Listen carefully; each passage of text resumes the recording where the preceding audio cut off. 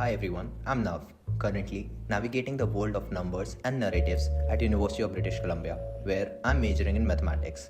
I've always loved crafting stories from data.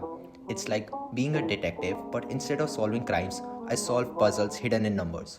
At just 13, I turned entrepreneur with my venture, Ground to 35,000, an aviation merchandise business right out of India. Frustrated by costly imports, I figured, why not produce locally? This simple switch slashed costs by 90% and allowed me to launch 10 new products within a span of 6 months. I'm also gearing up to serve as the Vice President for Bolt UBC, the largest data analytics and business analytics club on campus.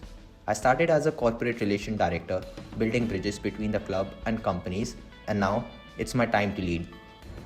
With a toolkit packed with R, SQL, Python, and data visualization skills, along with a business acumen, I'm looking forward to join a team that appreciates creativity, values data driven decisions, and embraces a business mindset. I'm excited to connect and explore how we can make data less daunting and much more engaging together. Thank you.